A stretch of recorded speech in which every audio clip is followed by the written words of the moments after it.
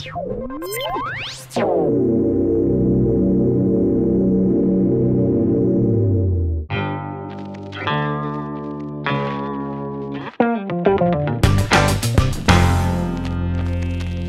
right, folks, I'm here with Curtis Inglis from Retrotec Bicycles out of Napa, California. Curtis, how many handmade bike shows have you been to?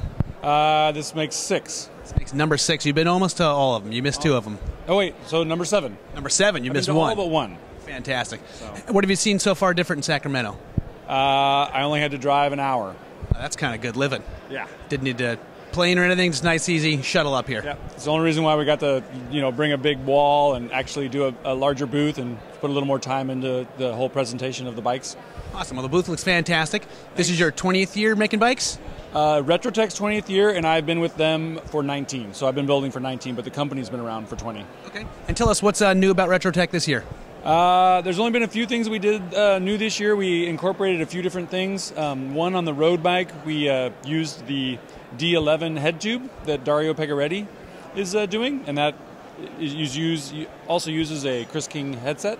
It still uses an 1.8" steer, but it just gives you a little bit more meat to weld to when you use a larger down tube. Sure. And on the mountain bike side of things, we've done a few more things. We did a 44mm head tube, which isn't new, but new to us. New to you, sure. We incorporated Press Fit 30 when somebody wants that, and pretty excited about being able to do that for bikes. I do a lot of bikes that people want to run one speed part of the year and geared the other. So with the Press Fit 30, we'll be able to run it gears with your standard bottom bracket, and then with a Problem Solver insert, you can actually have a small amount of eccentric bottom bracket, so you'll be able to tension your chain. So with that same bike, you'll be able to do both things really well. And the other thing we did was the 12mm through axle on the hardtail, which was something we wanted to try. So we got to incorporate all 3 of those things this year.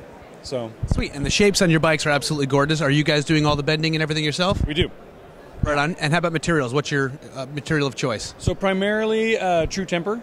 So we use mostly True Temper. Most of the bikes on the top tube is a 4130 chromoly. 2 bikes this year we brought with actually heat-treated butted chromoly for the top tubes. So we were able to figure out a process to bend the butted tubing. So the road bike and one of the mountain bikes also, both have a lighter butted top tube.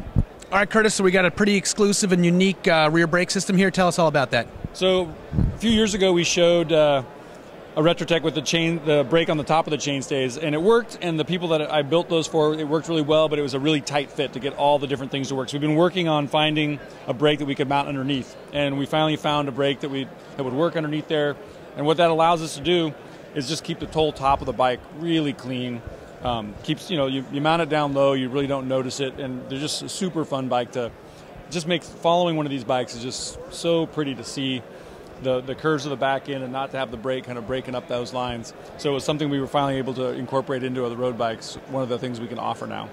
It makes it a little tougher in the peloton. You can't see what the guy in front of you is braking, but it's a sneak attack. Yes, exactly. Sneak attack going backwards. Going backwards. Yes. Right on. Santorum or Romney? Santorum. That sounds even more fun to lose. Boxers or briefs? Boxers. And would Jesus ride a Retrotec? Of course. Of course. Wonderful. Curtis Inglis from Retrotec. Curtis, thank you so much for your time. Glad to see you back at the Handmade Bike Show. You're welcome. Thanks.